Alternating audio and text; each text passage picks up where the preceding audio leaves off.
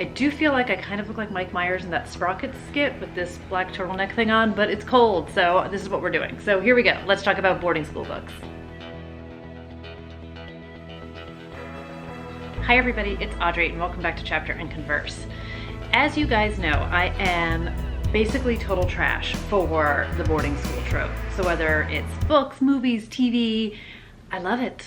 I don't even know. There's just something about it. I feel like it all started when I saw Dead Poet Society, and maybe because I just went to public school and I felt like I was missing out on something, but I love me a good boarding school story. And I have had a few of you guys ask me to put together a video of books with boarding schools in them. So obviously I have talked about a few that I have read during my time here on BookTube, but I did a little research. I pulled together a bunch of books that I've already read, and then I have another pile of books that I would like to read that have the boarding school trope in them. So that is what we are going to talk about today. Not surprisingly, I feel like all of these books are some sort of mystery thriller element to them, but that's just sort of who I am. So here we go. In no order in particular, but we're going to start with Truly Devious by Maureen Johnson. And I've talked a ton about this book lately because the third book in the trilogy, The Hand on the Wall, just came out in January, and I haven't read it yet, but I read Truly Devious and The Vanishing Stair back in October, November, and I loved them. And these books came out a few years ago, and of course I was like super late to the game, and part of it was I just sort of felt like, 2018. I don't know why, I kind of felt like maybe it wasn't going to be for me, but it totally was, and I loved it. So this is a book that focuses on a girl named Stevie, and she winds up getting accepted to this elite school, the Ellingham Academy in Vermont. And she is basically obsessed with this unsolved mystery that happened in the 30s at Ellingham, which is the headmaster's wife and child were kidnapped. And he receives a ransom note, which is signed Truly Devious. And no one ever figured out who did it. So someone was convicted, but it was never believed that that person was responsible for what happened. And Stevie's mission when she gets to school is to solve this murder mystery. So we get dual timelines, which I love. And we kind of get this very unique cast of characters in both timelines as well. So we have the headmaster of the school, people who lived at the house with him, his confidants, the police detective, and then Stevie winds up meeting a group of fellow students and staff, and they each sort of bring like their own unique perspective and spin to things. So it's kind of like this very eccentric group of people. And I love her. I think she is one of the best characters I have read in a while. She's witty, she's smart, she's funny, she's stubborn, she's determined, she's a risk taker. She's so committed to her obsession with this case. And I just love her. I think she's such an interesting character. I love the folks around her. This mystery was smart. It was very well woven back and forth with a little bit of breadcrumbs. And I've talked about this in other videos. This is not a spoiler, but you do need to read the sequel because there are some things that are left open-ended in this book. And had I not been able to pick up the sequel immediately afterwards, I would have been so irritated. So just know that some things are resolved, some things are not. Vanishing Stair, I thought totally held up for book number 2. I'm hearing really good things about book number 3, so I am excited to finish the series, but highly recommend. Another book that completely took me by surprise that I found very flukishly is the Charlotte Holmes series. And this is A Study in Charlotte, which is the first in a 4-book series by Brittany Cavallaro. And this follows Charlotte Holmes, who is the great-great-great-granddaughter of Sherlock Holmes. And while away at her boarding school, she meets the great-great-great-great-grandson of Dr. John Watson, Jamie Watson. And their families obviously have a very rich history, but the two have never met. And early on in their friendship, a fellow student gets murdered, and they are basically top suspects. So they wind up banding together, much like the original Holmes and Watson, to solve the crime. And this really took me by surprise in that, one, I mean, I enjoyed it way more than I thought I was going to, and two, it was much darker in its telling than I had expected. and I loved the darkness of it. So Charlotte is complicated and imperfect, and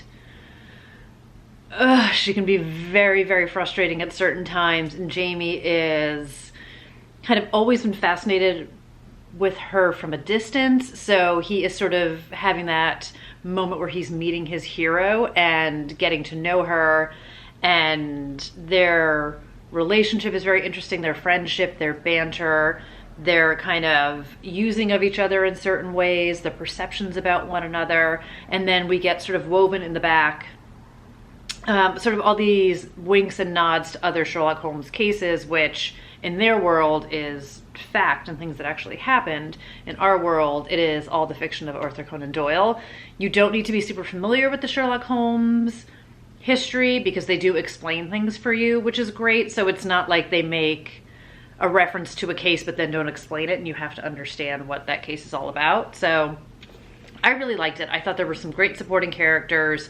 I really enjoyed, again, the darkness, sort of the mystery, the complicated backstories of both of them, of their lives, of their families. I thought it was supremely well done. I am super bummed that this is not going on and on and on forever, but I still have 2 books left in the series to finish, so I'm excited at least I have that to look forward to. But if you haven't started it yet, the upside is there's 4 books. And the first one, they're in the boarding school. Book number 2 took us over to Europe, so they're not in the boarding school there, but I believe book number 3, we're back at the boarding school. So stay tuned, but either way, book 1, you're at the boarding school. The next book I have is Girls with Sharp Sticks by Suzanne Young, and this is more of a sci-fi twist for this book. And these ladies are at Innovations Academy, and they are kind of handpicked. Their parents send them there with the goal of making them obedient, proper young ladies to satisfy their investors and to satisfy their parents, because they're basically being groomed to be the perfect little woman and the perfect little wife. So a little Stepfordish in that way. And this book is, it's like it's grounded in reality in that we're in, I think it's supposed to be like modern day. They're out in Colorado, I want to say, and their school is sort of this extremely unique situation, if you will. But the rest of the outside world is how it is for our outside world. And what winds up happening very early, like opening kind of scenes of the book, is the girls are on a field trip, and our main girl, Mina, winds up meeting a boy. They stop at a gas station to use the bathrooms and to buy some candy, and he kind of says something to her to the effect of like, this school and what's happening to you guys is just, it's not normal. Like something's not right there. But the girls don't know any different, and they are cut off from the outside world. They don't have internet, they don't have phone. The only people they talk to are their parents and each other and the people at the school. But it's enough of a trigger for Mina to start to kind of look at the school through different eyes. And there's elements to this that remind me of The Handmaid's Tale, in that we've got this, you know, again, this group of women who are being monitored and they have guardians, and it's this very strict school and these very strict rules. And again, they're being groomed to be sort of selected as these men come to visit on like every month to like pick out their new wife. So there's a lot of mystery about some past students. There's some things that don't quite add up. And when the girls start questioning what's going on there, that's kind of when the fun starts. So the sequel to this book, Girls with Razor Hearts, is coming out this year. Maybe in the summer. I'm not quite sure of the release date. But this is a book that I saw on Mel from Mel to the Ennies channel. It is not a book I would have picked up on my own, and I really wound up enjoying it. I found it very interesting. I wasn't sure where the story was going to go. There's a lot of really strong female characters in this, as you can imagine. And again, they are all housed in this crazy academy. So I really enjoyed it. So this one's a little bit different than sort of your typical contemporary, but just the same, very worthwhile. The next book I have is an adult contemporary, and it's The Lying Game by Ruth Ware. And this book is told in dual timelines. So we have 4 best friends who meet at this second-rate boarding school in the English countryside. And they were inseparable and famous for playing what was known as the lying game back in the day. And in the present day, kind of in the middle of the night, one of the girls, Kate, texts the other 3 girls, Fatima, Thea, and Issa, and sends them a message that only says, "I need you." And the girls instantly know what that means, and they instantly drop everything that they're doing, and they converge on Kate's house, and kind of were off to the races, so to speak. So again, dual timelines, and something that happened back in the day when the girls were in boarding school is kind of coming back to haunt them, so to speak, in the present day. And we have to figure out what that is. And again, girls were best of friends, completely inseparable, but then I want to say this is like 20 years later, they're really kind of off on their own. They haven't seen each other in a long time. A lot of things have gone down that have fractured all of the relationships between them, but they're forced to come together because of something that ties them together, and they need each other to be able to get through it in the present. I am a huge fan of Ruth Ware, and I was not a huge fan of the ending of The Woman in Cabin 10, but other than that, I'm a big fan of her writing. I do enjoy her storytelling. I enjoy the relationship she has between the women in all of her books, and there's some atmospheric moments to this. There are elements that maybe could be a little bit predictable. I feel like some people have better pulses on things that are going on in different stories. But as a whole, I completely enjoyed it. There's some great Mean Girls kind of snarkiness that happens at the boarding school, which I, of course, devour. And I just thought it was completely entertaining. So if you're looking for a more adult contemporary, but you see them when they're teenagers, then Ruth Ware might be the one for you to check out. And then I have to say, one of my favorite boarding school books that I read is All These Beautiful Strangers by Elizabeth Clayforth. And I read this back in 2018. This book also completely blew me away. And I completely cover bought this book and then like read a little bit of the synopsis and just needed to have it.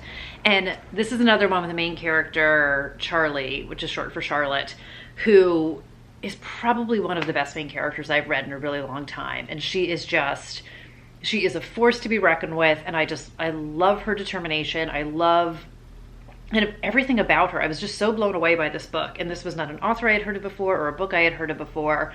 So I think part of what I loved about it is it really just sort of took me by surprise.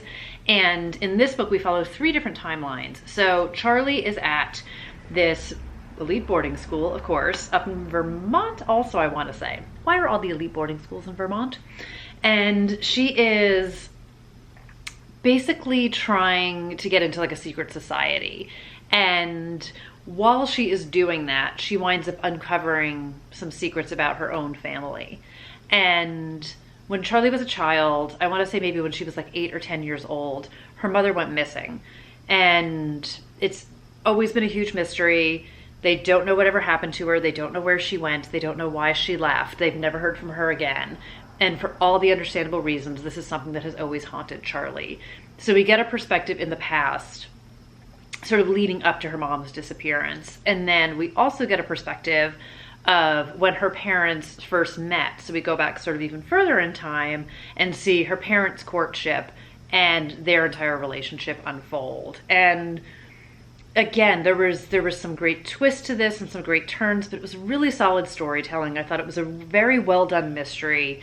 It's not like hardcore thriller mystery in that sense, but you've got the element of what's happening, or I should say what had happened to her mom, and then in the present day as she is trying to get into the secret society and she is starting to learn things about her parents from when they were her age and how she's investigating those elements as well. I really feel like you just can't go wrong with this book. I totally loved it. I thought it was great writing. I loved the unfolding of the story. I loved the ending of the story. Again, I just think Charlie is just everything. She's just all that and more. So again, highly recommend this book. The next book is Good Girls Lie by J.T. Ellison, and this came out back in December, and I had done a review of this, I believe back in December. I got an arc of this from NetGalley, and I'm a big fan of J.T. Ellison's writing. This is an adult thriller, but they're at the boarding school, and this is one of those books that I struggled with a bit because we have the students at the boarding school who read young to me, and then we have the adults, like the headmaster, or the headmistress, I should say, she's 35 years old, and then one of the detectives, Kate, who comes to the school after one of the girls is murdered, sort of from our adult perspectives of things. And I really enjoyed the adult perspectives on these. I thought Kate was great. I talked about this in my other review. I think she needs her own book series. I think we need to see more of her. She was probably the best thing about this book for me, and unfortunately she doesn't come in till later in the game, but thoroughly enjoyed her. And then I'm blanking on the name of the headmistress, but I also enjoyed her too. And she sort of is like reluctantly in charge. The school has been in her family's life forever, basically, and it's this private school set in Virginia, and she is an aspiring writer, but her mom is sort of backed out of running the school, so now she's inherited it, so to speak. And in the opening page of the book, we know that one of the girls is dead, and she's kind of like hanging from the front gate, so that's not a pretty picture, and her hair is in front of her face, so we're not quite sure who it is, but the characters know who it is. And then we shoot back in time, and we're watching things unravel with the girls, but we're not quite sure which one of the girls is the one who winds up dead. And there were elements that I liked, but there was like some necessary suspension of disbelief, which again, I can do in a lot of books, but this book had a trope I don't like. And it's actually a trope that shows up in the next book that I'm gonna talk about. So that definitely diminished my experience of enjoying it a bit, but as a whole, I like J.T. Ellison's writing. As I said, I liked the adult portion of this. I just felt like the girls read a bit young, and it wasn't as complicated maybe as I would have wanted it to be. It was a little cookie cutter. There's a secret society. There's some mean girlness to it, but it's, in All the Beautiful Strangers, the secret society element was done so well. This felt more underdeveloped and more maybe like stereotypical to me, so I didn't feel like the characters were as fleshed out. So on this one. Elements I loved, elements I didn't wholly love. And then the next book is In the Hall with a Knife by Diana Peterfund. I always say her name wrong. And this is the first in the Clue mystery series, and I read this maybe also in December. I was really excited to read this because I love Clue. I loved the game growing up. I love the movie. I think it's smart and witty, and I was super curious to see what they were gonna do with it. And this is boarding school set in Maine. It is basically like final exams, huge snowstorm comes, and a small group of students don't get out. And like the headmaster is there, and like one of the house moms are there, and like a groundskeeper is there. And a lot of the characters have names that are throwbacks to Clue, like Scarlet and Plum and Green and those types of things, which is, I loved. And I was hoping that there would be more kind of wink, wink, nod, nod, inside track things for those of us who love Clue. And it's an isolated mystery. The headmaster is Mr. Body, so if you've seen the movie, you get that. And somebody dies, they're all suspects, they're isolated, snowing, no outside communication, they're trying to figure out what happened. I'll stop shaking my hand because that seems aggressive. And I didn't love it. I mean, I read it because I wanted to know what was going to happen in it. So I would say if you're a fan of the movie, if you're a fan of Clue in general, it's a light, easy read, but it wasn't, again, an intricate storyline in any way. It wasn't a super complicated mystery. Some of it felt kind of obvious. Some of it felt somewhat predictable. I found there was like a lot of repetition in it. And then again, it had a trope that I don't love in it, which again, kind of ruined part of it for me. So I believe it's gonna be a trilogy. I would assume it's the same characters. So there definitely was like an opening to continue to the story, but I'm not quite sure where the story could go after this, because it also felt kind of like a one and done that week or weekend, or those couple of days they were trapped.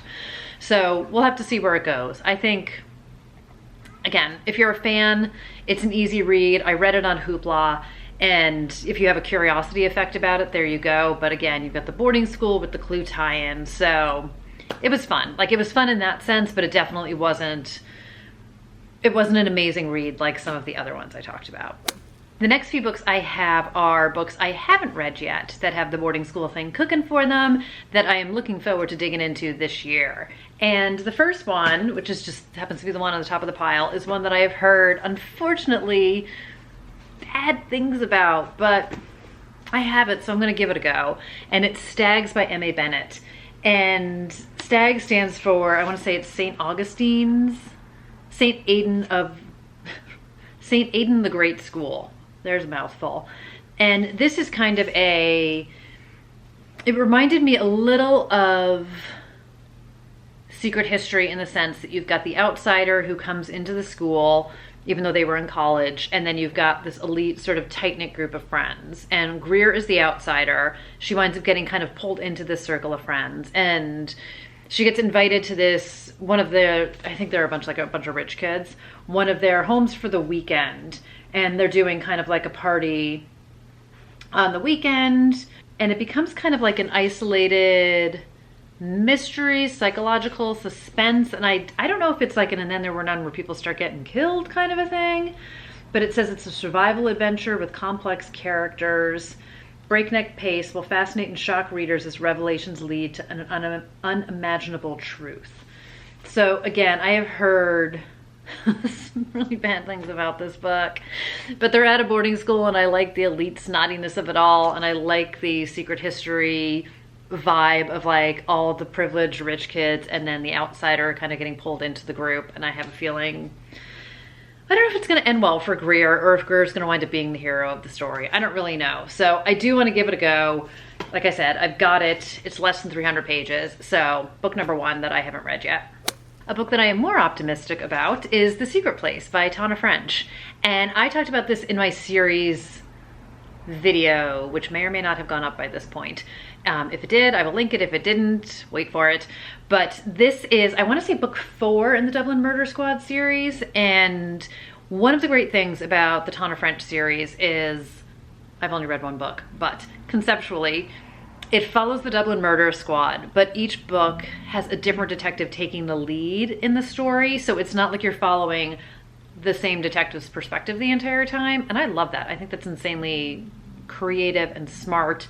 I love her writing. These books have been out for a while, and I just think she's such a beautiful writer, and I just love the complications of In the Woods and those characters. Again, the darkness. It was a well done story. So, boarding school. So we've got a photo that shows up on this online website, which is called The Secret Place, which is basically where people can anonymously post kind of revelations and I guess each other's secrets and tell stories about each other. So a photo shows up, and it's a photo of a boy who was murdered on the school grounds the year before.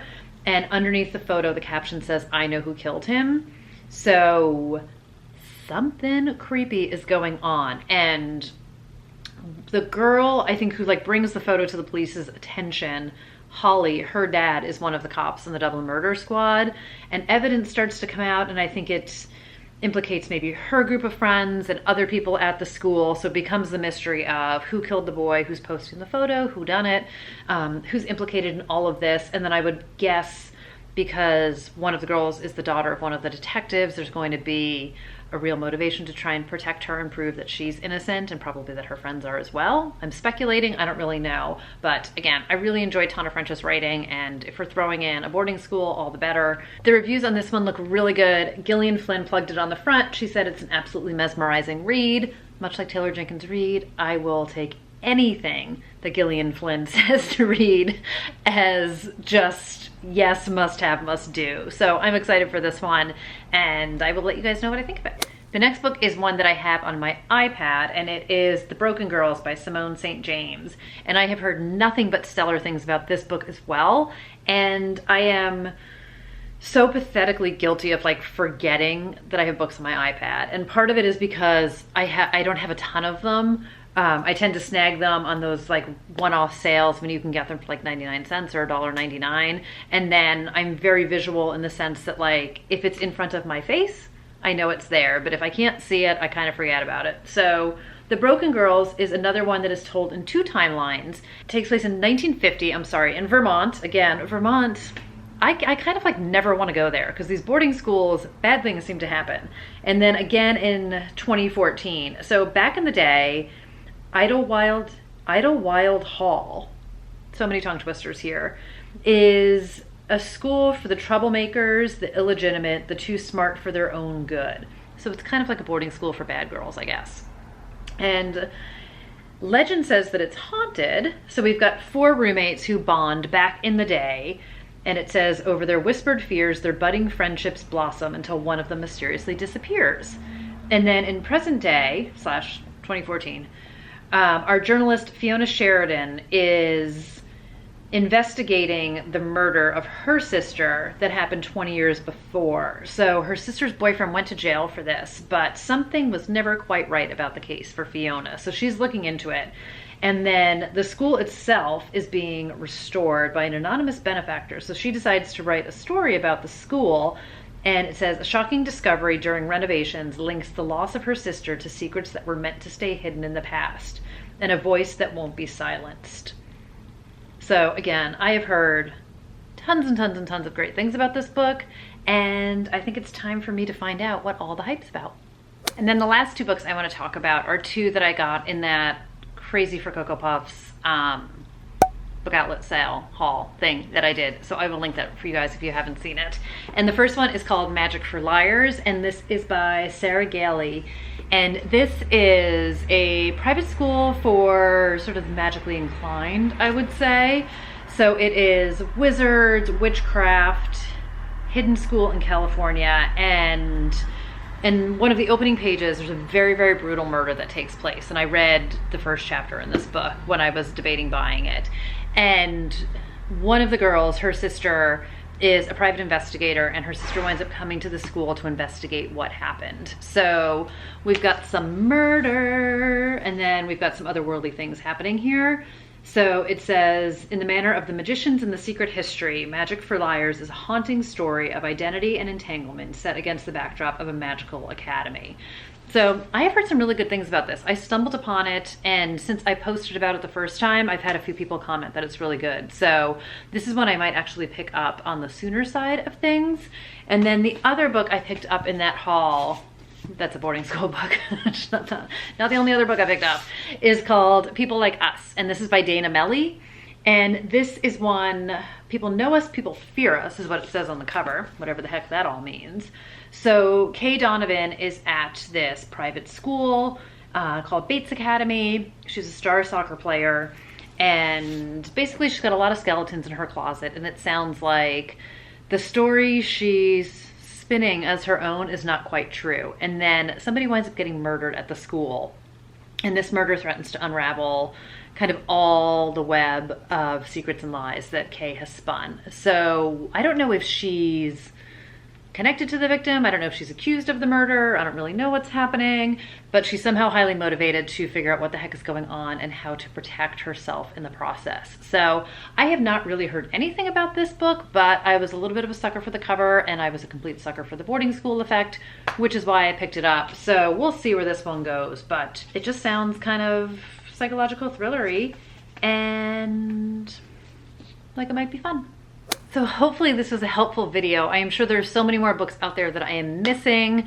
I know for a fact there are, because again, when I was doing some research, I came across a whole bunch of books. But let me know, you guys, if you have read any of the ones that I mentioned that I haven't read yet, and what your thoughts are on those. And also, hopefully this has given you guys some suggestions or some things to add to your TBR if boarding school books are something that you are interested in. But again, I am trash for them, and I will continue to be trash for them. So if you have any other recommendations that I missed, definitely let me know that down below also. Thank you guys for spending part of your day here with me. If you are new here, thank you for stopping by at all. I make new videos 2 to 3 times a week, so definitely hit that subscribe button so you know when the next video is coming, and I will see you guys in that one. Have a good day, everybody. Bye.